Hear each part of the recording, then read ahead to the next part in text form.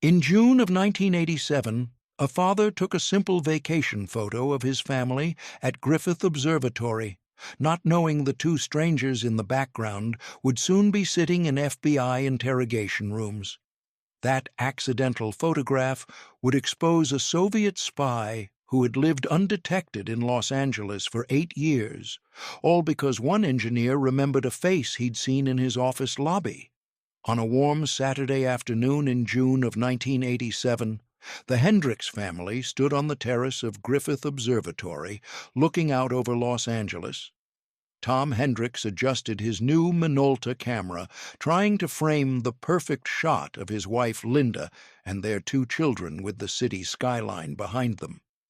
It was a typical family vacation moment, the kind that fills photo albums across America. Nothing remarkable, nothing unusual, just a father capturing a memory. Tom worked as an aerospace engineer at Rockwell International. Linda taught 5th grade at a school in Pasadena. Their children, ages 8 and 11, were more interested in the telescope displays inside than posing for another photo. Tom snapped several pictures that afternoon. The camera clicked and whirred, advancing the film frame by frame. Behind his family, dozens of other tourists wandered the terrace, taking their own photographs, pointing at landmarks, enjoying the view. The roll of film sat in Tom's camera bag for 6 weeks. Life got busy. Work deadlines piled up. The kids went to summer camp. The vacation photos were forgotten. On August 3, 1987, Linda finally dropped the film off at the Savon drugstore near their home. She picked up the developed prints 2 days later, paying $11.49 for 24 glossy 4x6 prints. That evening, Linda sat at the kitchen table sorting through the photos. Most were exactly what she expected. The kids at the beach, Tom pointing at the Hollywood sign, a slightly blurry shot of the La Brea tar pits. Then she paused on one particular photograph. The main subject was fine, her family smiling with the city spread out behind them. But in the background, slightly out of focus but still visible, 2 men appeared to be engaged in what looked like a furtive exchange. One man was handing something to the other. The gesture was quick, deliberate. Both men were looking around as if checking whether anyone was watching. The posture was wrong somehow, too careful, too aware. Linda studied the photo for a moment, then set it aside. Probably nothing. Just 2 strangers doing something mundane that happened to look suspicious when frozen in a photograph. But something about the image stayed with her. She picked it up again. There was something genuinely odd about those 2 men. The way they stood, the tension in their bodies, the clear intentionality of whatever they were doing. When Tom came home from work that evening, Linda showed him the photograph. He glanced at it, shrugged, and started to set it, down. Then he stopped. He picked it up again, holding it closer to his face. His expression changed. Linda watched as her husband's face shifted from casual interest to something else. Recognition, perhaps, or maybe concern. "Tom, what is it?" Linda asked. Tom didn't answer immediately. He stood up and retrieved a magnifying glass from his desk drawer. He examined the photograph under better light, focusing on the 2 men in the background. "I know one of these men," Tom said quietly. "I've seen him before?" Tom spent the next 3 days unable to shake the feeling that he recognized one of the men in the photograph. He went to work, attended meetings, reviewed technical drawings, but his mind kept returning to that background figure. On Tuesday evening, it finally came to him. He'd seen the man in the lobby of his own building at Rockwell International, not as an employee, but as a visitor signing in at the security desk. Tom remembered it clearly now. It had been maybe 2 months earlier, mid-April. The man had been wearing a visitor badge, standing at the security desk with a clipboard. Tom had been rushing to a meeting and barely noticed him at the time. But the face was the same, Tom was certain of it.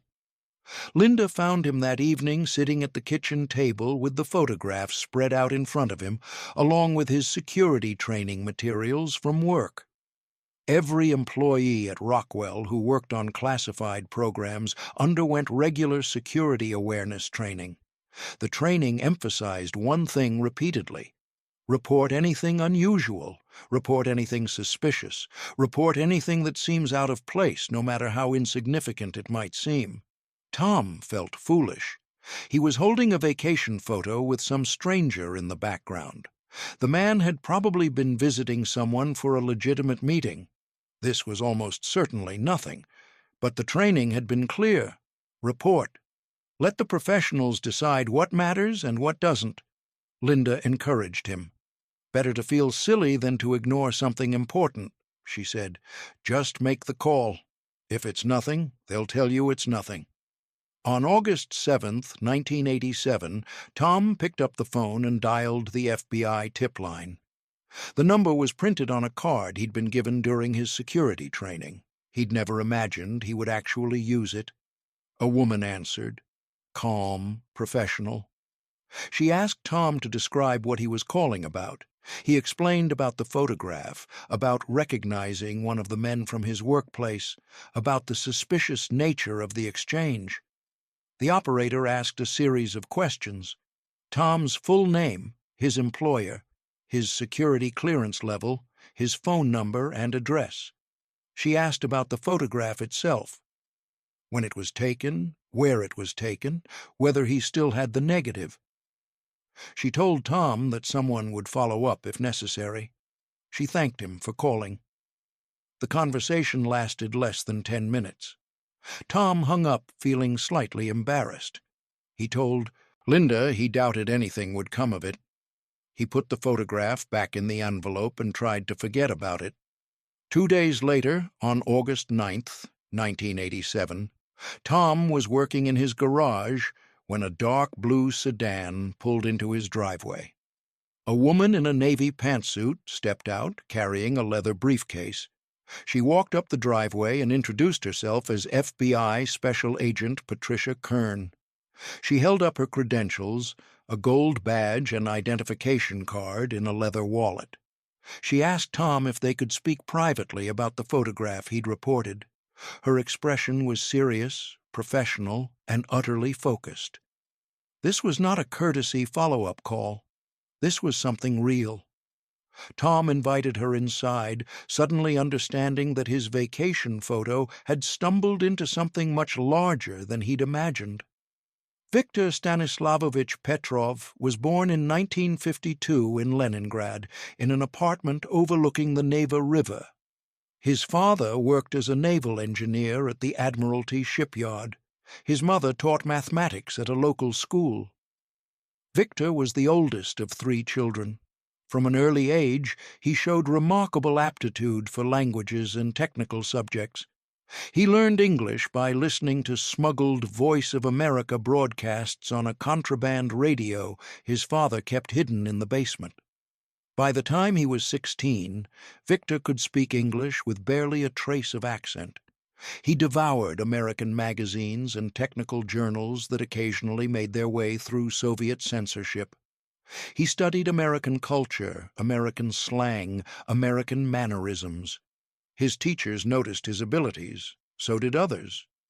In 1970, Viktor enrolled at Leningrad Polytechnic Institute, studying electrical engineering. He excelled. He joined the Young Communist League and wrote papers on socialist technological advancement. He seemed like the ideal Soviet citizen, brilliant, dedicated, ideologically pure. In his 3rd year of university, 1973, Viktor was approached by a man who identified himself as being from a government ministry. The man asked Viktor to have coffee. They talked about Viktor's studies, his language skills, his understanding of Western technology. The conversation was casual but purposeful. By the end, the man asked if Viktor would be interested in serving his country in a special capacity. Viktor understood what was being offered. He said yes. In 1974, while still officially a student, Victor began training with the KGB's first chief directorate. The training took place at a facility outside Moscow, a place other recruits called the Red Banner Institute. The program was intensive and thorough. Victor learned advanced techniques in communications, surveillance detection, document photography, and dead drop procedures. He studied American history, American geography, American culture in minute detail. He watched hours of American television shows and films. He learned to eat with his fork in, his right hand, American style. He practiced American idioms until they became natural. He learned to think in English, to dream in English. His instructors focused on making him invisible, not memorable, not distinctive. The goal was to become so thoroughly American that no one would ever question his background. Victor learned how to build and maintain a cover identity, how to create a believable life story with verifiable details, how to answer unexpected questions without hesitation, how to blend into American suburban life so completely that he would become part of the background. The training lasted 3 years. By 1977, Victor Petrov had been transformed into someone who could pass as an American in any situation. His instructors were satisfied. He was ready. The KGB's Directorate S, which handled illegal agents operating without diplomatic cover, had specific plans for Victor. They needed someone young, technically trained, capable of long-term deep cover work inside the American defense industry. Victor Petrov would be inserted into the United States with a carefully constructed legend.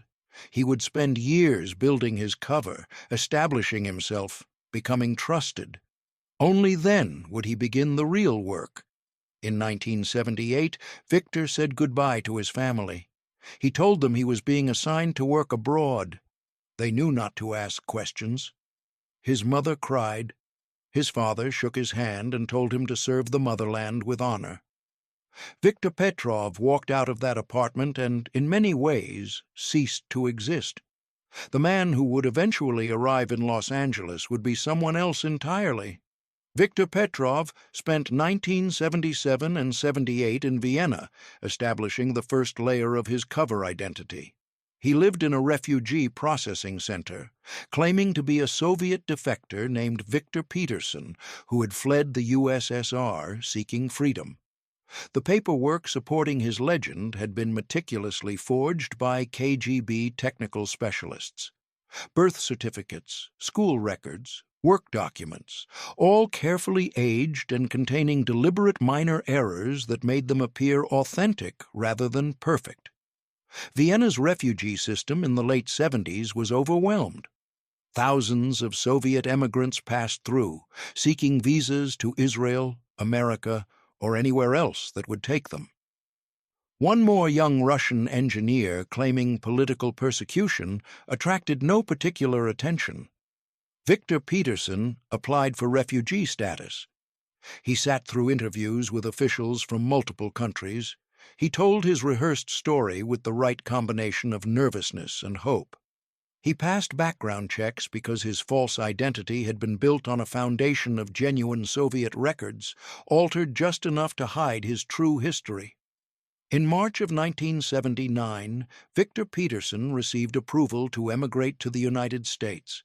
He flew from Vienna to New York, then crossed the country by bus, finally arriving in Los Angeles in late April.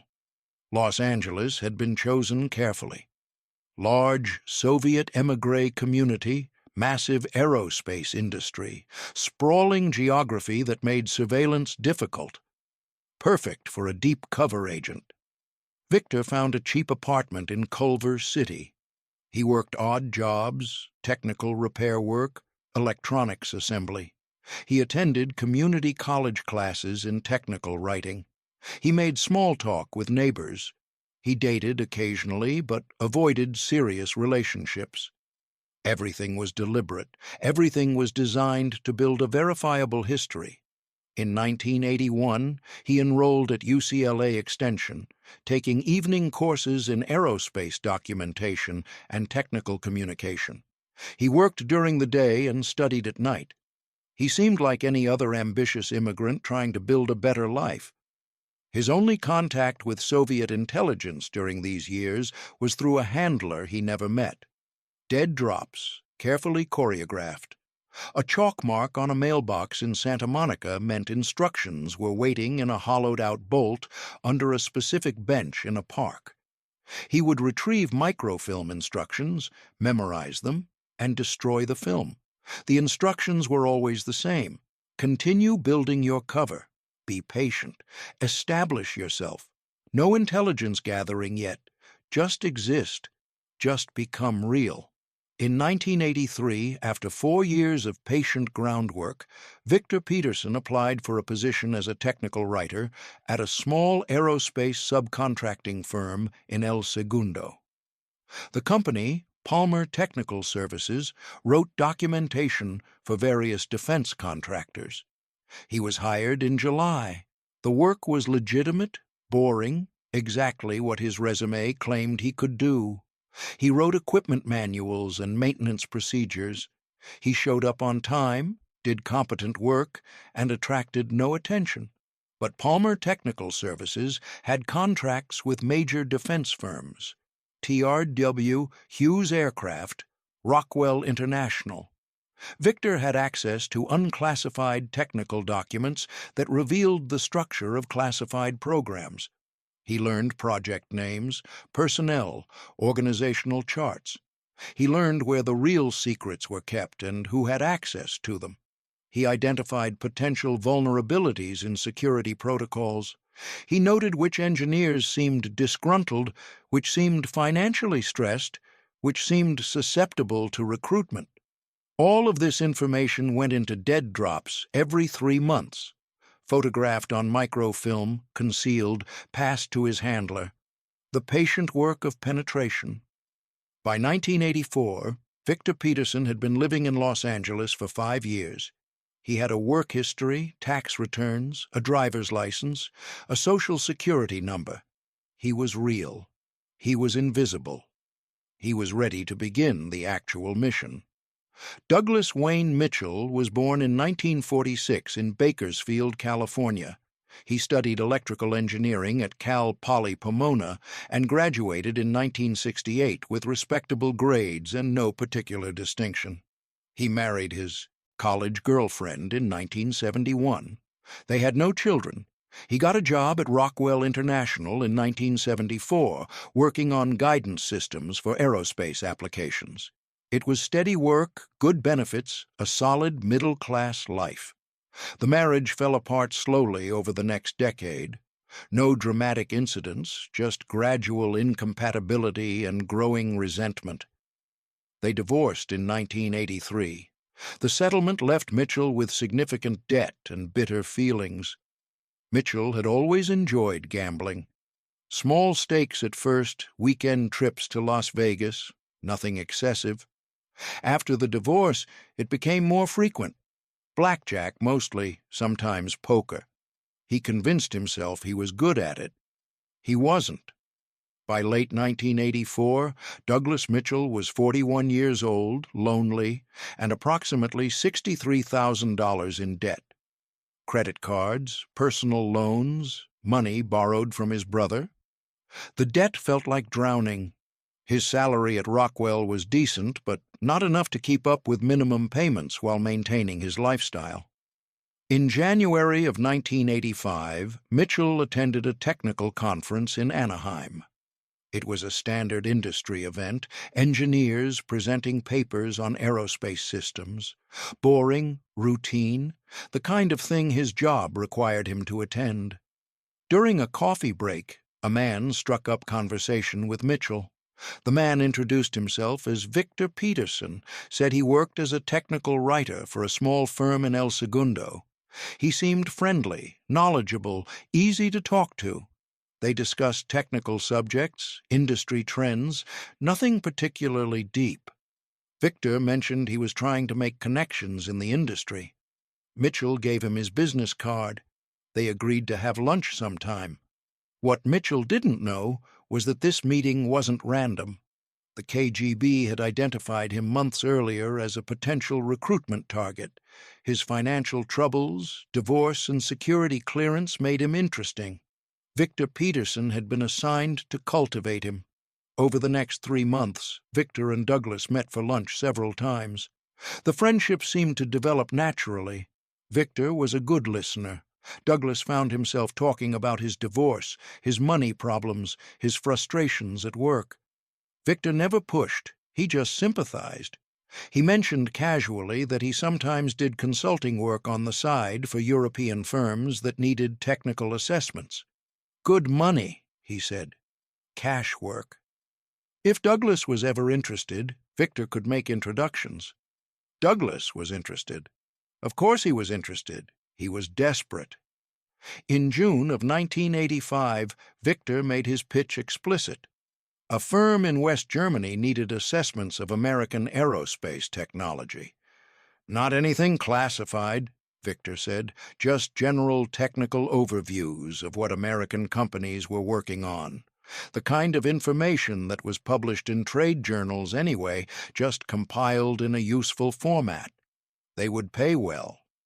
$5,000 for a comprehensive report. Cash. Douglas knew this was wrong. Not illegal exactly, but ethically questionable. But $5,000 would clear 2 credit cards. He told himself it wasn't really secret information. He convinced himself it was harmless. He agreed. The first report was indeed mostly unclassified information. Victor accepted it, paid cash as promised, and thanked Douglas profusely. He said the client was very pleased. He asked if Douglas might be willing to do similar work again. Douglas said yes. He paid off his credit cards. The relief was overwhelming. When Victor contacted him again 6 weeks later with another request, Douglas agreed immediately. The second request asked for slightly more specific technical details. Still nothing clearly classified, but closer to the line. Douglas rationalized it. He needed the money. No one was being hurt. This was just information, just data. By the end of 1985, Douglas Mitchell had crossed the line completely and barely noticed when it happened. Victor Peterson and Douglas Mitchell developed a careful routine for their exchanges. They never met at the same location twice in a row. They never communicated by phone. They never created any documentary trail of their relationship. Every 6 to 8 weeks, Victor would leave a signal for Douglas, a chalk mark on a specific mailbox in Marina del Rey. When Douglas saw the mark, he knew a meeting was scheduled for the following Saturday afternoon at a predetermined location. The locations rotated through a list they had memorized. Griffith Observatory, Santa Monica Pier, MacArthur Park, various shopping malls across Los Angeles. Always public places with heavy foot traffic. Always weekend afternoons when crowds provided natural cover. Douglas would bring the documents in a folded newspaper or tucked inside a camera bag. The transfer would take seconds. 2 men standing near each other, examining a view or looking at merchandise. A bag switched, an envelope passed. Nothing that would seem remarkable to a casual observer. Victor would take the materials and leave immediately. He never opened them in public, never examined them where anyone might see. He would drive to a predetermined location, usually a gas station or fast food restaurant, and photograph the documents in a bathroom stall using a Minox subminiature camera. The Minox was a marvel of German engineering, small enough to conceal in a closed fist, capable of producing high-resolution images of documents. The KGB had been using them for decades. Victor could photograph a 20-page document in less than 5 minutes. After photographing the documents, Victor would destroy the originals, shred them, burn them, flush the pieces down multiple toilets. Nothing that could be traced back to Douglas Mitchell. From that moment on, the information existed only on microfilm. Victor stored the microfilm in a hiding place in his apartment. He had hollowed out a best-selling paperback novel, Red Storm Rising by Tom Clancy. The irony was not lost on him.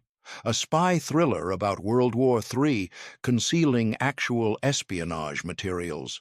The book sat on a bookshelf among dozens of others, unremarkable, invisible.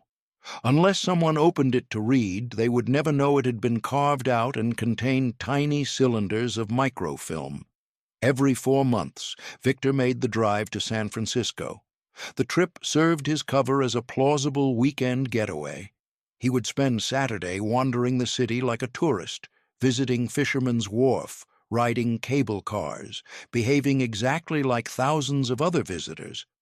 On Sunday morning, he would go for a run in Golden Gate Park.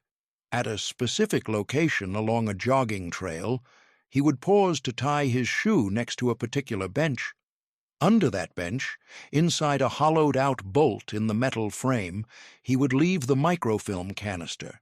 His controller, a KGB officer operating under diplomatic cover from the Soviet consulate, would retrieve the drop later that same day. They never saw each other, never made contact. The system was entirely one way.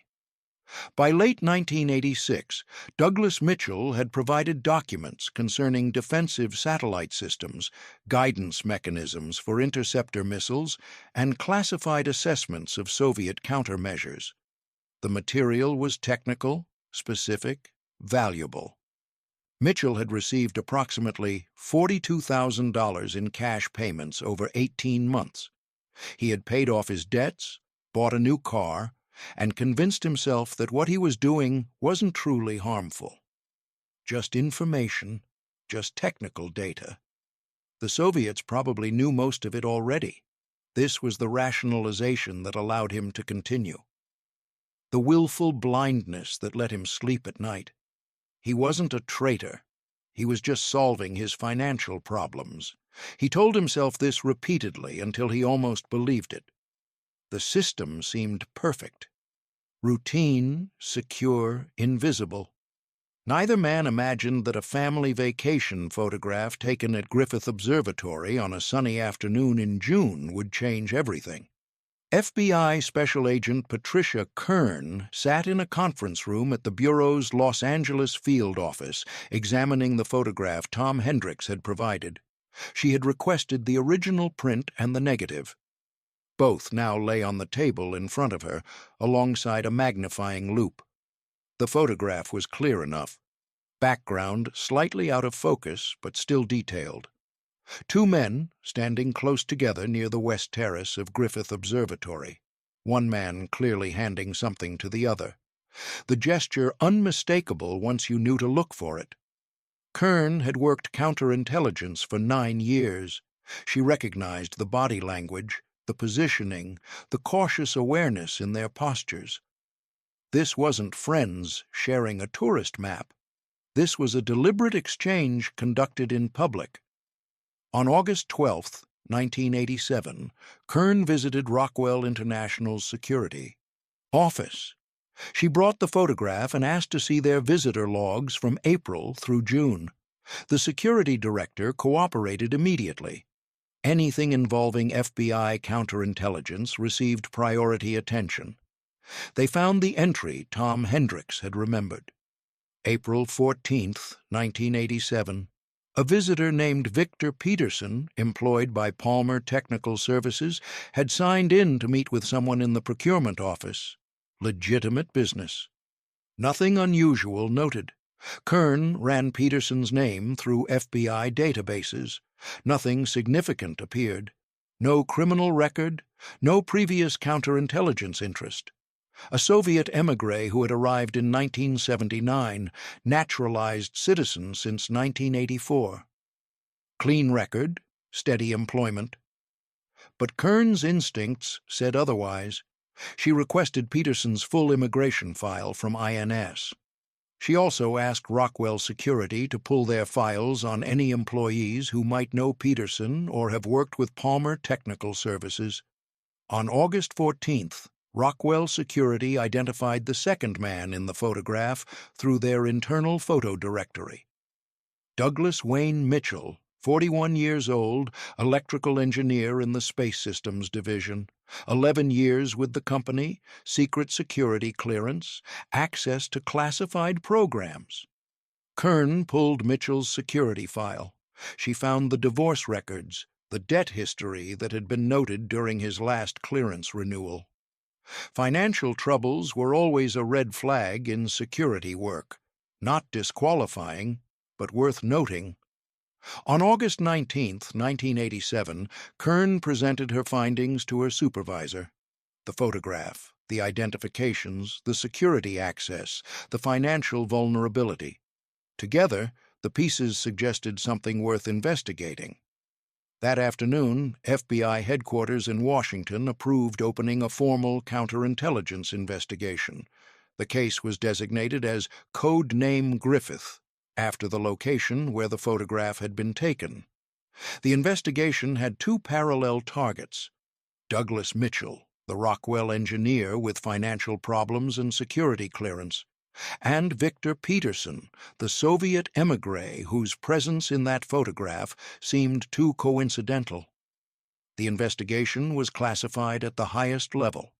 Even Rockwell's security office was not informed of the specific suspicions. Mitchell and Peterson were not to be alerted under any circumstances.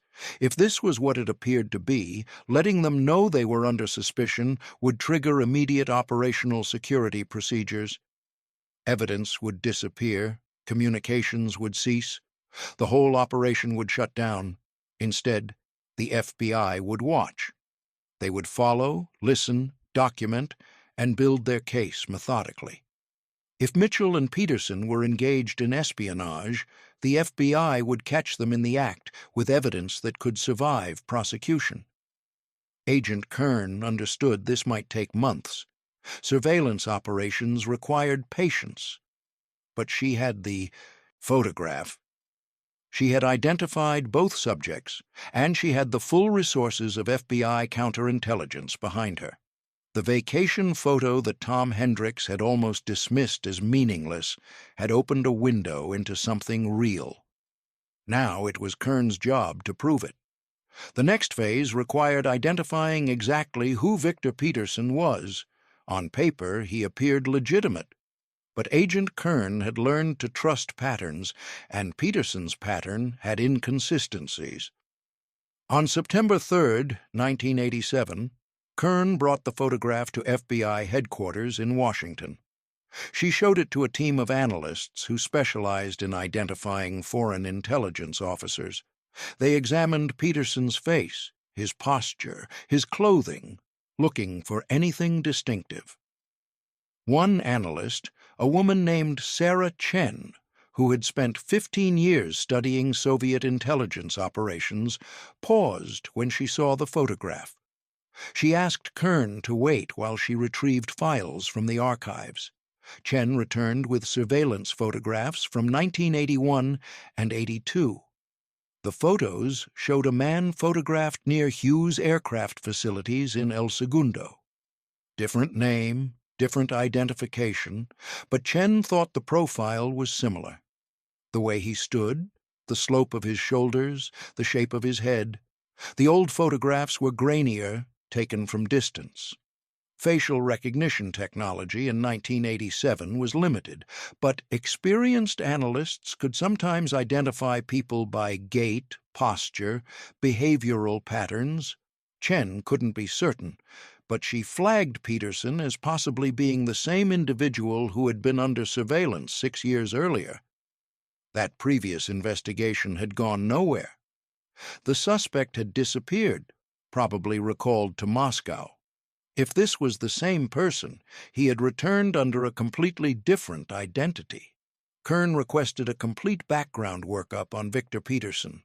Immigration records, employment history, financial records, everything. She needed to find the cracks in his cover story. The investigation took weeks. FBI analysts traced Peterson's documentation back through the refugee system in Vienna, examining every form he'd filed, every interview he'd completed. The paperwork was perfect. Too perfect, perhaps. On October 12, 1987, a forensic document examiner in Washington made a breakthrough. She was analyzing Peterson's original naturalization papers, specifically the birth certificate and school records he'd submitted as part of his asylum application. Under microscopic examination, the documents showed telltale signs of forgery. Not obvious errors, but subtle indicators. The aging of the paper was slightly wrong.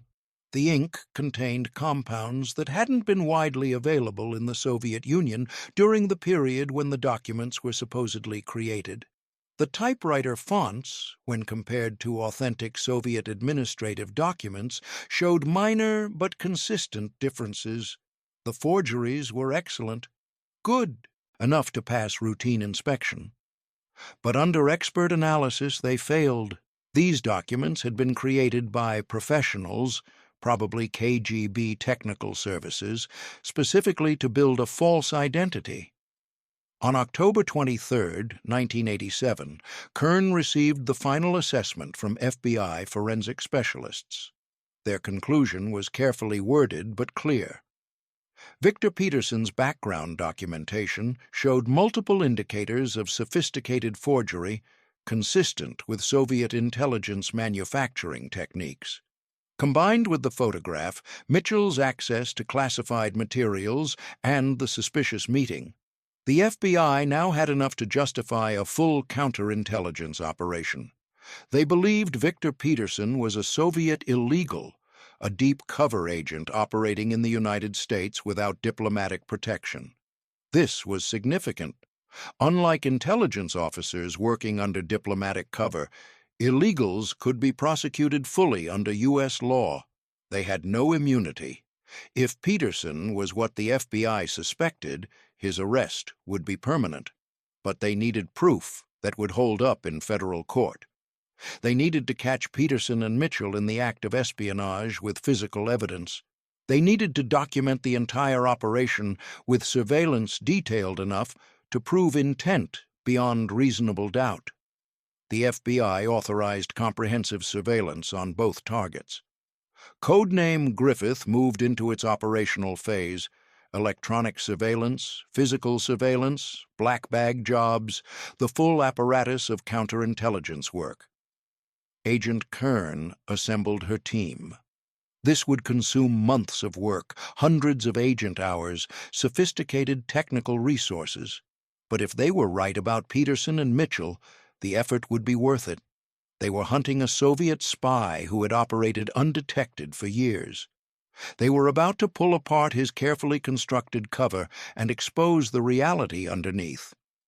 On October 27, 1987, the FBI established comprehensive surveillance on Douglas Mitchell and Victor Peterson. The operation involved 16 agents working rotating shifts, sophisticated electronic monitoring equipment, and careful coordination to avoid detection. Mitchell's 1984 Toyota Celica received a tracking device installed during the night by FBI technical specialists who entered his apartment building's parking garage. The device was magnetic, attached underneath the car's frame, completely invisible to casual inspection. Peterson's 1985 Honda Accord received similar treatment. The tracking devices transmitted location data to FBI receivers, allowing agents to follow both targets without maintaining close physical proximity that might alert them to surveillance. The FBI obtained FISA warrants for phone taps on both men's home phones.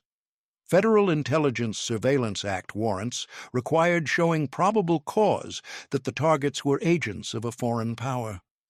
The photograph and document analysis provided sufficient justification. On November 2nd, agents conducted a black bag job on Peterson's apartment. Black bag jobs were surreptitious entries conducted when the target was away, leaving no trace of FBI presence. The technical team included lock specialists, photographers, and search experts. Inside Peterson's apartment, they found exactly what Agent Kern had suspected. a hollowed-out paperback novel on his bookshelf, Red Storm Rising by Tom Clancy. Inside the carved-out cavity, 3 small cylinders of microfilm. The FBI team photographed the microfilm without removing it. They documented the hiding place with multiple photographs showing the book's position on the shelf and the concealment method. They left everything exactly as they had found it. The microfilm contained photographed documents, technical specifications, classified program information, internal Rockwell communications. The material matched documents that Douglas Mitchell would have had access to through his work in the Space Systems Division. On November 5th, the FBI conducted a similar entry of Mitchell's residence. Inside a ceiling panel in his bedroom closet, they found a Minox subminiature camera concealed inside a shoebox. The camera was loaded with film. When the FBI later developed that film, it contained photographs of classified documents. Mitchell's bank records showed regular cash deposits. Nothing dramatic, usually $2,000 to $3,000 at a time, deposited every 6 to 8 weeks. Over 2 years, the deposits totaled approximately $73,000. Mitchell's salary couldn't explain the additional income. The surveillance teams documented Mitchell and Peterson's movements carefully. They noticed patterns. Every few weeks, Mitchell would make an unexplained trip, driving to a specific area and spending time in public locations. Observatory visits, beach trips, shopping mall excursions. On October 31, 1987, surveillance teams followed both targets to Santa Monica Pier. Mitchell arrived at 2:15 in the afternoon. Peterson arrived separately at 2:23. They met near the carousel, appeared to exchange something while watching children ride, then separated and left within minutes. FBI photographers captured the entire encounter. The exchange was visible, documented from multiple angles, another piece of evidence for prosecution. On November 22nd, a similar meeting occurred at a shopping mall in Westwood. Mitchell carried a camera bag. Peterson carried a newspaper. They stood together near a fountain, and the camera bag changed hands. The exchange took perhaps 5 seconds. On December 6th, they met at Griffith Park, away from the observatory, but in the same general area. By now, the FBI had established the pattern clearly. Regular meetings, quick exchanges, both parties taking counter-surveillance precautions, but not enough to defeat professional FBI observation. Agent Kern reviewed the accumulated evidence. Photographs showing multiple exchanges, microfilm containing classified documents, cameras designed for covert photography, unexplained cash deposits, forged identity documents. The case was substantial, but Kern wanted more. She wanted to catch them with evidence physically in hand. She wanted to document a complete transaction from Mitchell, removing documents from Rockwell through the exchange, to Peterson, and ultimately to his concealment method. She wanted every link in the chain proven beyond any doubt. The surveillance continued through December. The FBI documented Peterson's daily routine, his work schedule, his weekend activities. They watched and waited for the next scheduled meeting.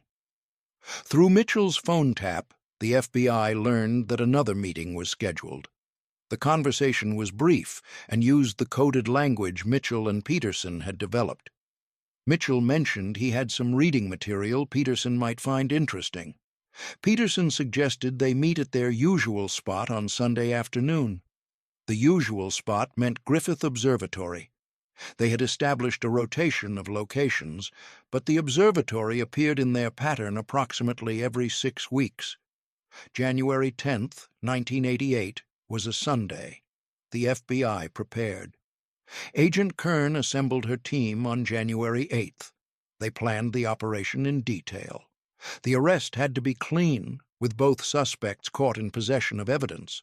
No mistakes, no opportunities for either man to dispose of materials or claim innocent explanations. 16 FBI agents would deploy to Griffith Observatory on January 10th.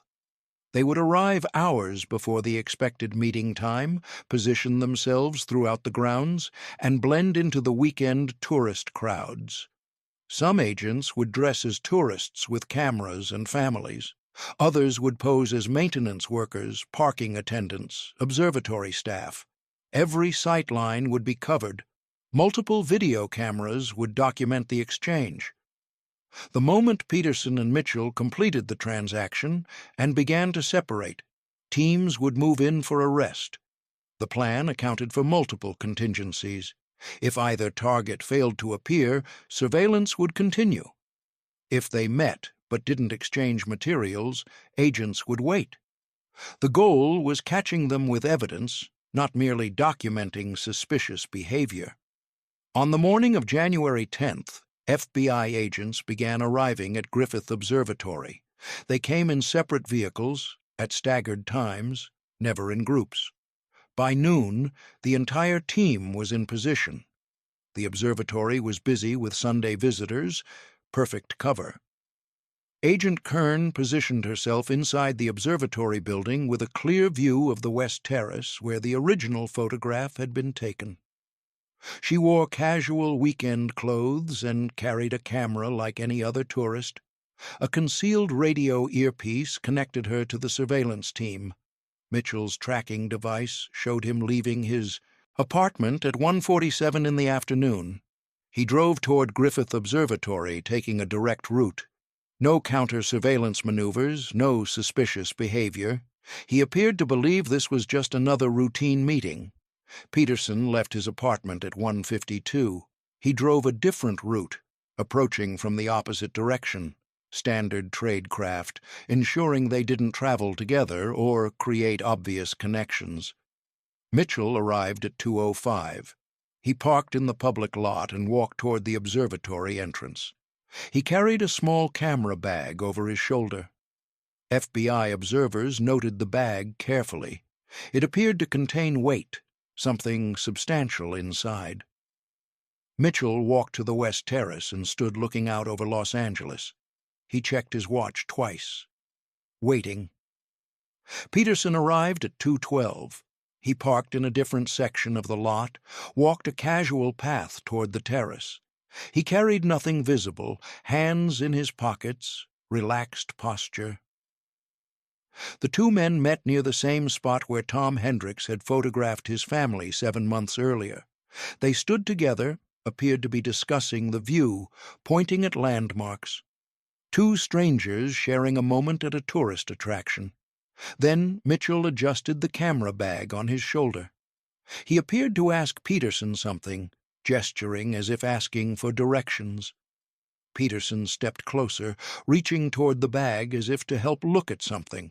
The camera bag moved from Mitchell's shoulder to Peterson's hand. The exchange was smooth, practiced, nearly invisible. They had done this many times before. It looked completely natural. Peterson took the bag, and both men began walking in different directions. The meeting had lasted less than 3 minutes. To any casual observer, nothing unusual had occurred. Just two tourists who had briefly interacted and moved on. But FBI cameras had captured everything. The exchange was documented from multiple angles. Now agents moved to intercept both targets before they could leave the grounds. Agent Kern spoke quietly into her concealed microphone. "Move in." The single command activated 8 FBI agents positioned throughout the parking area. They converged on both targets simultaneously. Peterson walked toward his Honda Accord, carrying the camera bag Mitchell had given him. He moved calmly, unhurried, showing no awareness that anything was wrong. He reached his vehicle and unlocked the driver's side door. As he opened the door, 3 FBI agents approached from different angles. Agent Kern was among them. She held her credentials at eye level, gold badge catching the afternoon sunlight. "FBI," she said clearly. "Special Agent Patricia Kern. Please step away from the vehicle." Peterson froze for a moment, hand still on the car door. His expression went blank, professional. The mask of Victor Peterson, friendly technical writer, disappeared instantly. What remained was something colder, more controlled. He stepped back from the vehicle without speaking. He didn't ask what this was about. He didn't protest or express confusion. His silence was telling. An innocent person would have asked questions, demanded explanations. Peterson simply waited. Agents secured his hands behind his back with flex cuffs. Another agent carefully removed the camera bag from the car's front seat, where Peterson had placed it. The agent opened the bag and examined its contents. 3 rolls of 35mm film tightly wound. Documents photographed on standard film rather than the specialized microfilm Peterson usually used. Simultaneously, 4 agents approached Douglas Mitchell as he walked toward his Toyota Celica. Mitchell saw them coming, and his face crumbled immediately. His expression showed shock, fear, and something like relief. The expression of a man who had been waiting for this moment and was almost glad it had finally arrived. Agents identified themselves. Mitchell's hands were shaking as they secured him. His first words were a question. "How did you know?" he asked. The question confirmed everything. Not "what is this about?" or "there must be some mistake." Just "how did you know?" The question of a guilty man. Both suspects were transported separately to FBI headquarters in Los Angeles. Peterson rode in silence, staring straight ahead, revealing nothing. Mitchell sat in the back seat, crying quietly, his entire body trembling. At FBI headquarters, Peterson was placed in an interview room. He was read his Miranda rights. He acknowledged understanding them and immediately requested an attorney. He offered no statement, no explanation, no cooperation. His silence was absolute. Mitchell was placed in a different interview room. When read his rights, he waived them. He wanted to talk, needed to talk.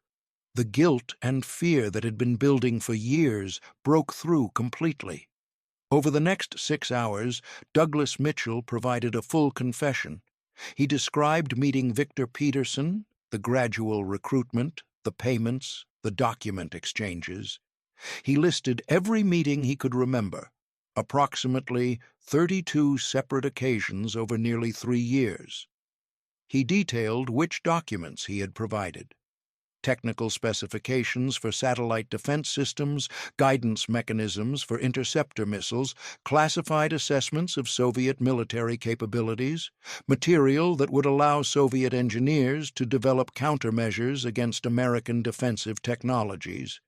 Mitchell's confession was recorded on audio tape. He signed a written statement. He expressed remorse repeatedly, claiming he had never intended to harm national security. He said he needed the money. He said he told himself the information wasn't truly sensitive. He said he was sorry. Agent Kern listened to the confession with professional detachment. The apologies were genuine but insufficient.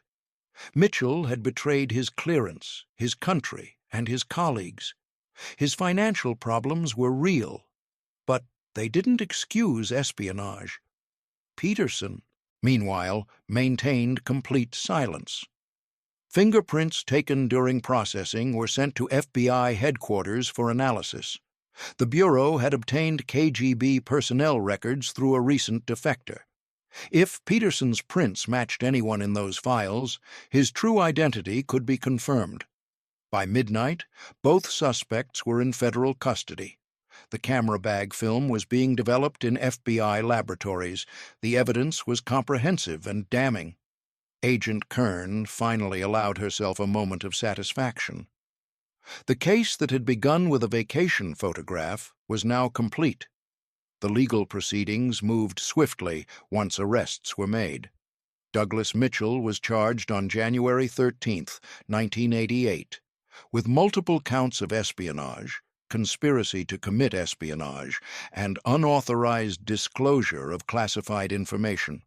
The charges carried a maximum sentence of life imprisonment. Mitchell's attorney negotiated a plea agreement.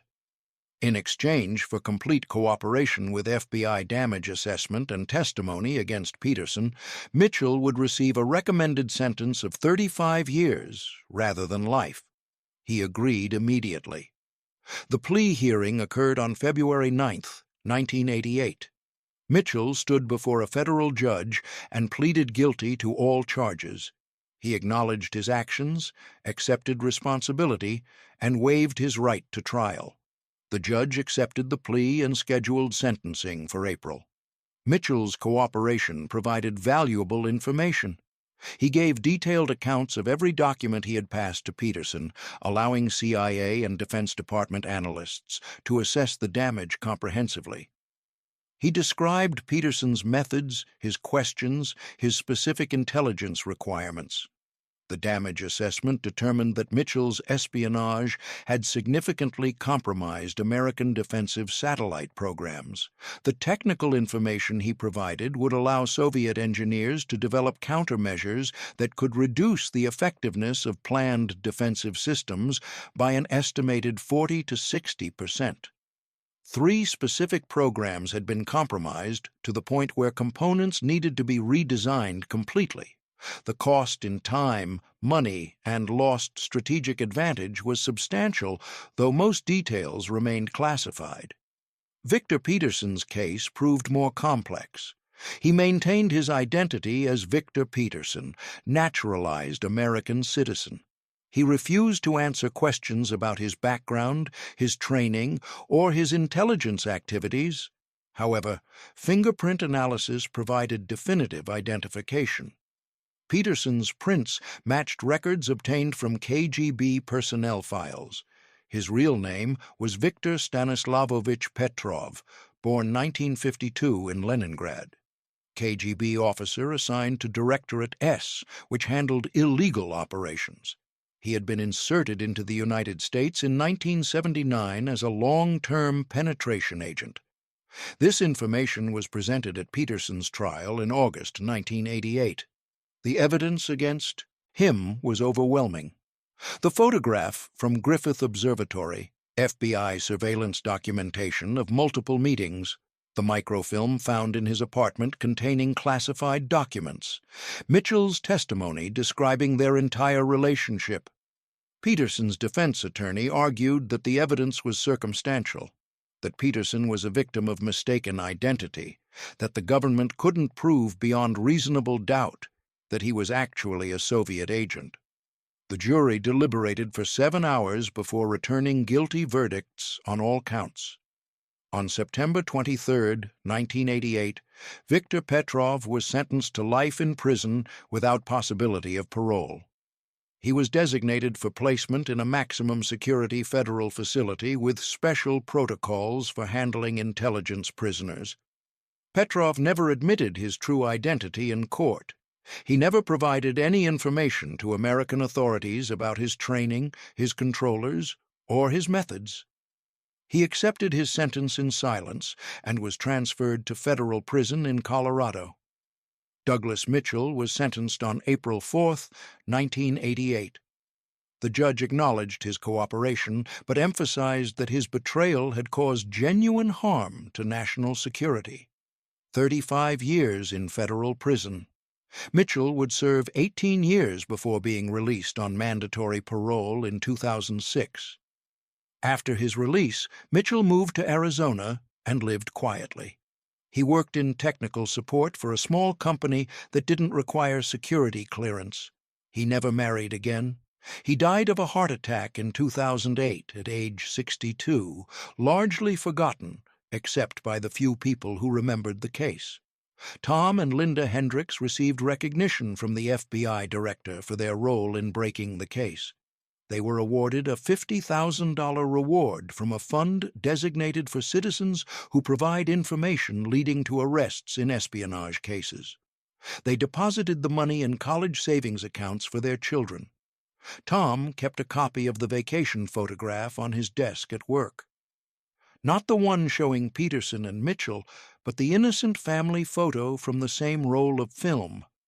A reminder that attention to detail matters, that security awareness isn't paranoia, that ordinary citizens can make extraordinary differences. The photograph that triggered the investigation remained classified in FBI archives, used occasionally as a training example for counterintelligence courses. Viktor Petrov remains in federal prison, serving his life sentence in silence. He has never granted interviews, never written memoirs, never broken his professional discipline. Even in defeat, he remains a professional intelligence officer.